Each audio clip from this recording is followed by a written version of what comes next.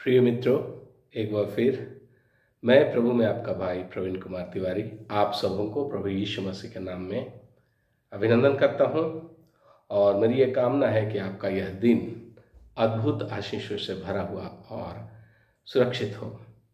आज का ये वीडियो में एक विशेष उद्देश्य से बना रहा हूं और इस वीडियो में हम देखेंगे कि परमेश्वर ने हमें चुना क्यों और परमेश्वर और मनुष्य के बीच का संबंध कैसा होना है। तो आइए आज के वचन की ओर हम लोग चलते हैं। हम चिर परिचित एक वचन पे आज हम लोग बात करने वाले हैं और जैसा लिखा हुआ है यूहन्ना रचित सुसमाचार उसका 15 अध्याय और उसके 16 पद में लिखता है, जहाँ परमेश्वर कहते हैं कि तूने मुझे नहीं चुना पर मैंने तुझे चुना है। अब बात यहाँ पे ये आती है मेरे अजीजों कि उन्होंने हमें चुना क्यों। हम में ने से किसी ने ये नहीं कहा कि तू मुझे चुन या मेरे लिए काम कर। उन्होंने कहा कि तूने मुझे चुना है, मैंने तुझे चुना है, तूने मुझे नहीं चुना। और उन्होंने इतना ही नहीं किया कि सिर्फ चुना, पर चुनने के बाद उन्होंने अपनी आत्मा हमें दी ताकि उस आत्मा के अगुवाई से हम अपने जीवित परमेश्वर को जान सकें, समझ सकें। क्योंकि जब तक पवित्र आत्मा आपके अंदर नहीं होगा आप प्रभु को नहीं समझ सकते। प्रभु की सामर्थ को हम या आप या कोई भी नहीं समझ सकता, क्योंकि वो जो पवित्र आत्मा है वही तो प्रभु का अंश है। और वही प्रभु जिसको हम यीशु के नाम से जानते हैं वो हमसे कहते हैं यूहन्ना रचित सुसमाचार उसका 15 अध्याय उसके 16 पद में कि तूने मुझे नहीं चुना पर मैंने तुझे चुना है। अब हम ये जानना चाहते हैं कि प्रभु तूने हमें चुना तो क्यों चुना। और चुना ही नहीं, उन्होंने उनको समझने के लिए, उनको बूझने के लिए, उनको जानने के लिए अपनी आत्मा भी हमारे अंदर दी ताकि उस आत्मा के सहायता से, उस आत्मा की शिक्षा से हम जीवित परमेश्वर को जान सकें। और अपने बुलाहट को समझने के लिए आवश्यक है कि हम परमेश्वर के वचन का अध्ययन करें, जाने कि प्रभु ने हमें क्यों चुना है। यदि आप जानना चाहते हैं तो आज का ये सब्जेक्ट मैं आपके लिए लेके आया हूँ, जो लिखता है बाइबल की एक किताब है मेरे प्रियो जिसका नाम है थिस्सलुनी। वो पहली और दूसरी किताब है, लेकिन मैं दूसरी थिस्सलुनियों की किताब से बात करूंगा जो बाइबल के नए नियम की किताब है। दूसरी थिस्सलुनियों उसका 1 अध्याय और उसके 12 पद को यदि आप पढ़ेंगे तो वहाँ पर बड़ा अच्छी बात लिखा है कि उसने हमें इसलिए चुना ताकि हमारे परमेश्वर और प्रभु यीशु मसीह के अनुग्रह के अनुसार हमारे प्रभु यीशु मसीह का नाम तुम में महिमा पाए और तुम उसमें। ये एक वचन है जो कहता है कि हमारे परमेश्वर और प्रभु यीशु मसीह के अनुग्रह के अनुसार, परमेश्वर और प्रभु यीशु मसीह का अनुग्रह दोनों चाहिए। हमारे प्रभु यीशु मसीह का नाम यानी यीशु का नाम तुम में महिमा पाए और तुम उसमें, यानी हमारे बुलाहट का मेन कारण यह है कि प्रभु यीशु मसीह का नाम हमारे जीवन में महिमा पाए और हम प्रभु यीशु मसीह में महिमा पाए। अब महिमा पाने का बात क्या है?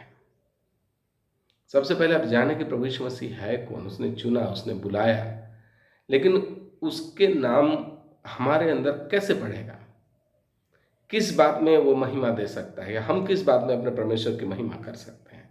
बुलाहट में तो हम सारे लोग खुश होते हैं कि हाँ प्रभु तूने मुझे चुना है, तूने मुझे छोड़ा नहीं, तूने मुझे त्यागा नहीं, बोला चुना है और अपने पास आने देता है। पर प्रभु का आपको चुनकर अपने पास आने देने का उद्देश्य क्या है?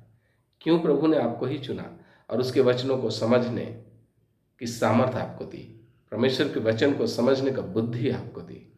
मेरे प्रियो, मैं आपका ध्यान आकर्षित करना चाहता हूं कि जो ये आनंद की बात है, जो यह सामर्थ की बात है, जो यह चुने जाने की बात है, ये सारा परमेश्वर हमें और आपको अपने करीब आने देने के लिए करते हैं ताकि हम उनके वचनों को सुने, उनको पढ़ें, उनसे सीखें और उनका जीवन हमारे जीवन में प्रतिलक्षित हो। जैसा क्या लिखा है कि हमारे परमेश्वर और प्रभु यीशु मसीह के अनुग्रह के अनुसार हमारे प्रभु यीशु मसीह का नाम तुम में महिमा पाए और तुम उसमें। तो प्रभु यीशु मसीह में महिमा पाने का क्या मतलब है? सबसे पहले तो ये जानना है कि प्रभु यीशु मसीह का क्या मतलब है। आप सभी जानते हैं कि यीशु उसका नाम और मसीह उसका व्यक्तित्व है, लेकिन इससे पहले मैं एक बात और आपको बता दूं कि आसमान के नीचे और पृथ्वी के ऊपर कोई दूसरा नाम नहीं दिया गया, वो सिर्फ यीशु नाम है, जिसने कहा कि मार्ग, सत्य और जीवन मैं ही हूं। यानी प्रभु यीशु मसीह ही मार्ग हैं, प्रभु यीशु मसीह ही मात्र के सत्य हैं और वही जीवन भी हैं। लेकिन प्रभु यीशु मसीह, लोग कहते हैं कि प्रभु यीशु मसीह तो एक मनुष्य है, परमेश्वर का पुत्र हो क्या है, एक नबी है, ये एक परमेश्वर, अपने आप को परमेश्वर बताया, तो वो परमेश्वर कैसे है? ऐसे बहुत सारे अवतार हुए, लेकिन मैं आपको बताना चाहता हूँ मेरे जीजों कि अवतारों में और प्रभु यीशु मसीह में एक विशेष अंतर है, वरन आसमान जमीन का अंतर है। मैं किसी का विरोध नहीं करता, मैं अपने प्रभु यीशु मसीह के बारे में, जो मेरा परमेश्वर है, जिसको मैं आराधना करता हूँ, उनके बारे में आपसे मुखातिब हूँ आज, कि उसने मुझे चुना है ताकि उसका जीवन मुझ में प्रतिलक्षित हो और मैं प्रभु यीशु मसीह में महिमा पाऊँ और वो मुझ में महिमा पाए। चुने जाने और बुलाए जाने का अधिकार तो हमारे बस में नहीं है, वो तो प्रभु ने चुना। हम भाग्यशाली लोगों में से हैं जो परमेश्वर के प्रेम को उसके वचन के अनुसार समझ सकते हैं, जान सकते हैं। बहुत सारे ऐसे लोग हैं जब परमेश्वर की आनंद, उसकी सामर्थ, उसकी मोक्ष को प्राप्त करना चाहते हैं और उसके लिए कार्यरत हैं, कठिन तपस्या में कर रहे हैं, लेकिन उनको वो प्राप्त नहीं, क्योंकि हम और आप को प्रभु ने अपने भेद की बातों को प्रकट करने के लिए अपने समीप आने दिया है, और उस भेद की बात को प्रकट करने के द्वारा, हमारे पास आने जाने के द्वारा, उसने हमसे ये अपेक्षा रखी कि मेरा नाम तुझ में महिमा पाए और तुम मुझ में महिमा पाओ। तो अपने बुलाए जाने के कारण को समझें, और बुलाए जाने के कारण को समझने के लिए आवश्यक है कि अपने परमेश्वर को समझें, जिसके बारे में मैं अभी कह रहा था कि लोग उसे एक अवतार के मामले में भी समझ सकते हैं कि एक और अवतार भी है, एक और महापुरुष भी है, लेकिन ऐसा नहीं है, क्योंकि यूहन्ना रचित सुसमाचार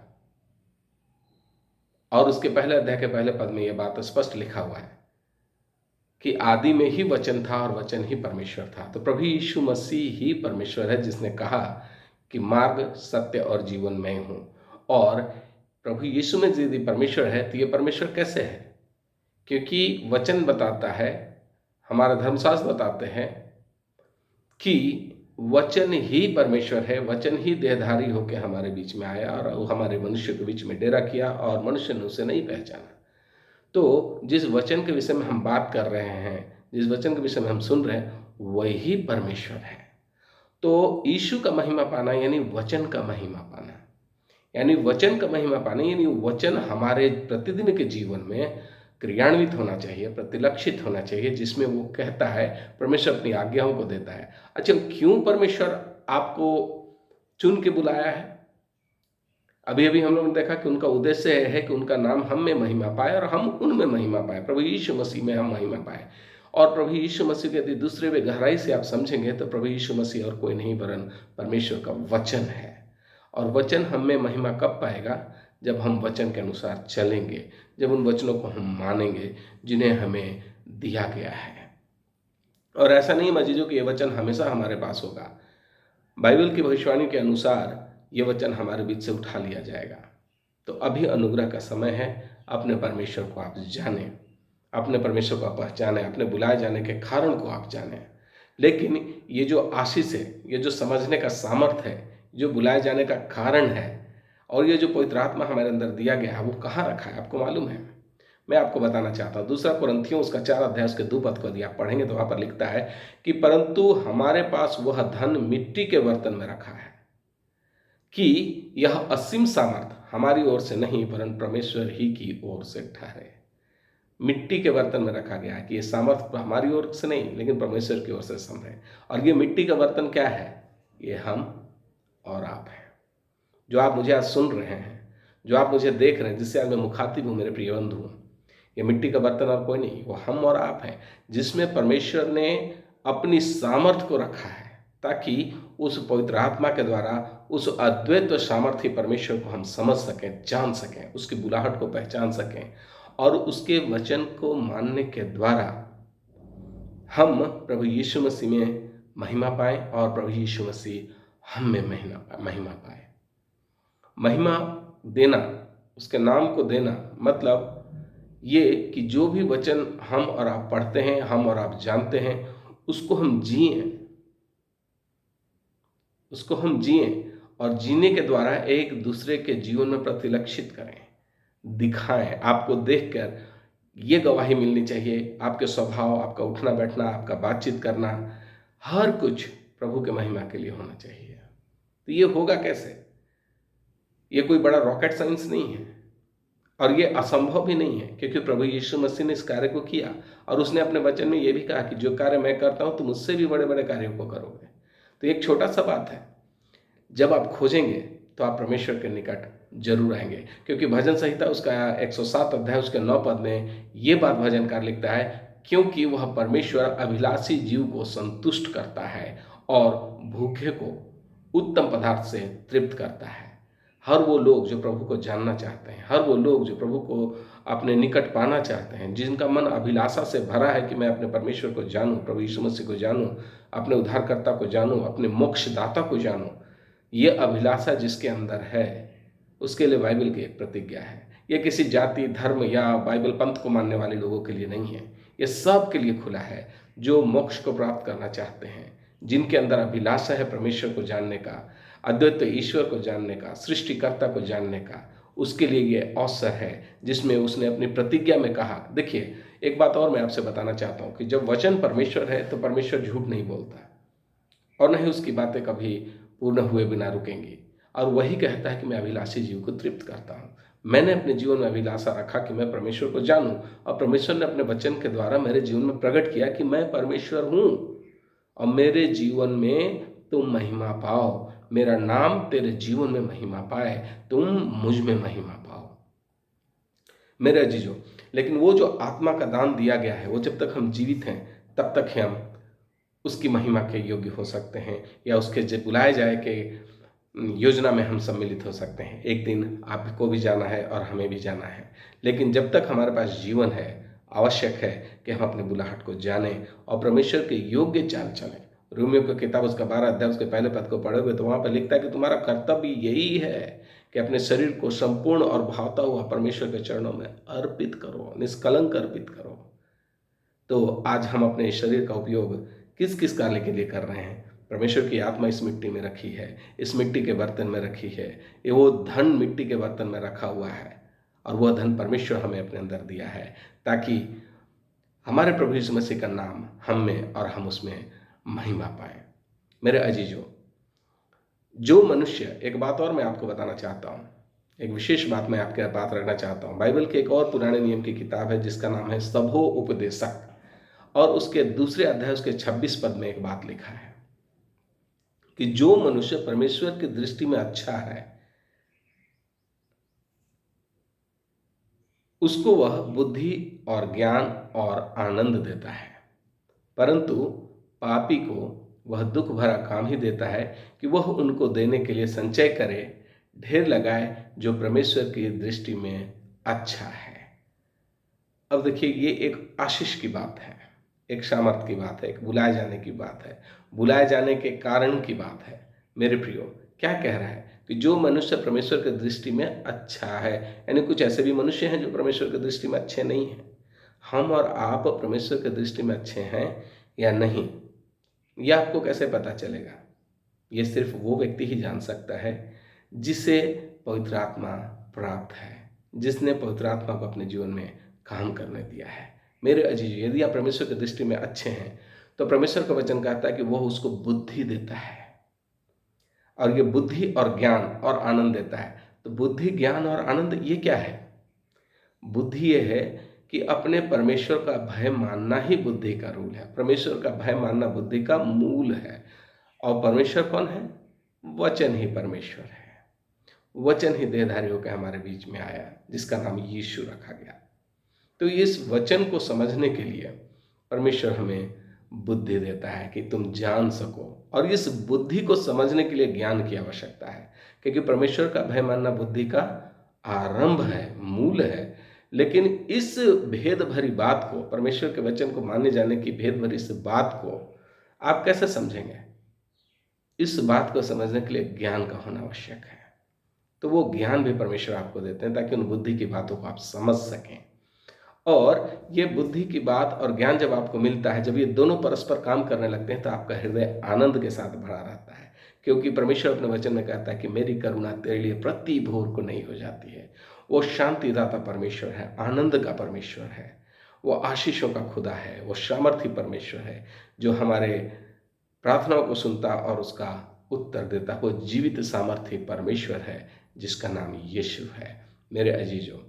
और वही कहता है कि जब बुद्धि और ज्ञान तुम्हारे पास हो तो आनंद अपने आप तुम्हारे पास होता है, और ये भी परमेश्वर का दिया हुआ दान है। लेकिन आगे कहता है, परंतु पापी को, वो जो मनुष्य पाप में है, जो परमेश्वर की दृष्टि में अच्छा नहीं है, कहता पापी को दुख भरा काम देता है। बड़े दुख के साथ धन बटोरता है वो व्यक्ति, दुख भरा काम ही देता है कि वह उनको देने के लिए संचय करे, वो धन को दुख के साथ कमाए और उसको ढेर लगाए। किनको देने के लिए? जिनको परमेश्वर पसंद करता है, जो परमेश्वर की दृष्टि में अच्छा है, उसको देने के लिए संचय लगाए। आप भी अपने जीवन में बहुत सारा धन कमाए होंगे, लेकिन आपके धन का उपयोग कहाँ हो रहा है, ये आप देख के जान सकते हैं कि परमेश्वर की दृष्टि में आप कैसे हैं। आपके धन, क्योंकि परमेश्वर के अपने वचन में, आशीष के वचन में बात लिखी हुई है कि निश्चय तू अपनी कमाई को खाने पाएगा। लेकिन बहुत सारे ऐसे उदाहरण हैं जिसके मैं अभी नहीं जाना चाहता, कि जिनके पास धन तो बहुत है लेकिन वो अपना मनपसंद खाना भी नहीं खा सकते, मनपसंद जगहों पर घूम भी नहीं सकते, मनपसंद लाइफ स्टाइल वो जी नहीं सकते, उनके पास किसी चीज़ों की कमी नहीं है। ये क्या है? सब कुछ होते हुए भी उसके पास कुछ नहीं है, मेरे प्रियो।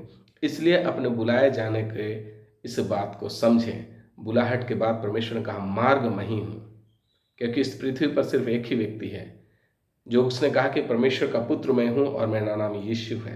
और जिसके लिए भविष्यवाणी की गई, उसने ये कहा, भविष्यवाणी में ये बात आई, आकाश से आवाज़ आई कि ये मेरा प्रिय पुत्र है और इससे मैं अत्यंत प्रसन्न हूँ। और उसने कहा, मैं ही मार्ग हूँ, यानी प्रभु यीशु मसीह का मतलब वचन, यानी वचन ही मार्ग है।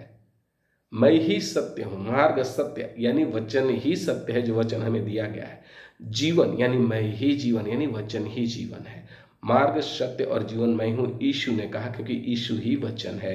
तो वचन ही मार्ग है, वचन ही सत्य है और वचन ही जीवन है। जो परमेश्वर के इस वचन के भेद को समझ गया, जो इस परमेश्वर के भेद भरे वचनों को जान गया, जिसको परमेश्वर ने अपनी आत्मा दी इस मिट्टी के बर्तन में, जैसा वचन में हम लोगों ने अभी पढ़ा कि ये परमेश्वर का वो धन मिट्टी के बर्तन में रखा हुआ है, वो पवित्र आत्मा, जिसके द्वारा वो परमेश्वर के वचन के ज्ञान को समझता है। आपको एक छोटा सा उदाहरण देता हूँ। यदि दही जमाना हो तो आपको जोरन की आवश्यकता पड़ती है। छोटा सा जोरन यदि नहीं रहेगा तो दही नहीं जमाया जा सकता। वैसे ही परमेश्वर का यदि एक आत्मा आपको नहीं दिया जाए तो परमेश्वर आपके अंदर नहीं बढ़ सकते। इसलिए आवश्यक है कि हर कोई उसके राज्य धर्म का खोज करे, ताकि वो परमेश्वर की आत्मा को प्राप्त कर सके। यदि आपके पास है, यदि आप परमेश्वर के वचन को समझते हैं, तो ये कोई हल्की बात नहीं है। परमेश्वर ने अपनी आत्मा आपके अंदर दिया है, यानी उस आत्मा को उस जोरन के समान परमेश्वर ने दिया, लेकिन उसमें दूध डालने का काम हमारा और आपका है। और ये कब होगा? जब आप परमेश्वर के भय में रहेंगे, जब आप परमेश्वर के निकट आएंगे। क्योंकि जैसा लिखा हुआ है कि बुद्धि और ज्ञान परमेश्वर की ओर से ही मिलता है, लेकिन वो किसे मिलता है? जो परमेश्वर की दृष्टि में अच्छा है। परमेश्वर की दृष्टि में अच्छा कौन है? जिसे परमेश्वर अपने पास आने देता है। परमेश्वर अपने पास आने किसको देता है? जो ये अभिलाषा रखता है, जैसा भजन संहिता 107 और उसके 9 में लिखा है कि वो अभिलाषी जीव को तृप्त करता है। यदि आपके अंदर परमेश्वर के जानने की अभिलाषा है तो वह आत्मा आपके जीवन में ऑटोमेटिक कार्यरत हो जाएगी। बस आपको ये कहना है कि हाँ प्रभु, मैं आपके वचनों को मानता हूँ, आज से आपको अपना व्यक्तिगत उद्धारकर्ता मानता हूँ, आप मेरे जीवन में कार्य करें। प्रभु यीशु मसीह, आप मेरे उद्धारकर्ता और मेरे रक्षक हों। इतना पर्याप्त है, इतना पर्याप्त है। सिर्फ ये कहना कि प्रभु मेरे पापों से मुझे क्षमा कर और मेरे जीवन को, मेरे शरीर को, मेरी आत्मा को, मेरी बुद्धि को इस्तेमाल कर पिता, कि मैं तुझे और गहराई से जानने पाऊँ और मुझे मेरा मोक्ष प्राप्त हो। मेरे प्रियो, ये छोटी सी प्रार्थना आपको परमेश्वर से जोड़ने के लिए सामर्थ्य है। इतनी सी बात में आप परमेश्वर के ज्ञान को प्राप्त करने लगेंगे, बुद्धि आपके अंदर आ जाएगी। लेकिन हाँ, सच्चाई ये है कि आपको पूरी रीति से परमेश्वर की ओर आना है, तो वो अपने भेदों को आपके जीवन में प्रकट करेगा, अपने मार्ग को भी बताएगा, जीवन को भी बताएगा, सत्य से भी रूबरू कराएगा। इसलिए मैं आपसे कहना चाहता हूँ कि होने दें कि परमेश्वर का आनंद आप में बना रहे और आप परमेश्वर में बना रहें। जैसा लिखा है कि परमेश्वर ने कहा कि तूने मुझे नहीं चुना पर मैंने तुझे चुना है, ताकि तुम मसीह यीशु में और यीशु तुम में महिमा पाए। आइए हम अपने हृदय, अपनी आत्मा को तैयार करें कि हम वचन के उस भेद को जान सकें। प्रभु अपने उस वचन के भेद को हमारे जीवन में प्रकट करे, जिससे हम महिमा के वारिस हो सकें। इन्हीं चंद शब्दों के साथ मैं आज के इस आत्मिक डिवोशन को यहीं पर विराम देता हूँ और खुदा का धन्यवाद करता हूँ कि उसने ये समय दिया कि हम एक दूसरे के साथ मुखातिब हो पाएँ। यदि आपको ये परमेश्वर का ज्ञान या ये वीडियो, परमेश्वर से संबंधित ये वचन आपको अच्छे लगे हों, तो मेहरबानी करके सब्सक्राइब करना ना भूलें। ज़रूर सब्सक्राइब करें और लाइक करें, ताकि मैं और इन्फॉर्मेटिव वीडियो के साथ, परमेश्वर के ज्ञान से भरी बातों के साथ आपके साथ मुखातिब हो सकूं।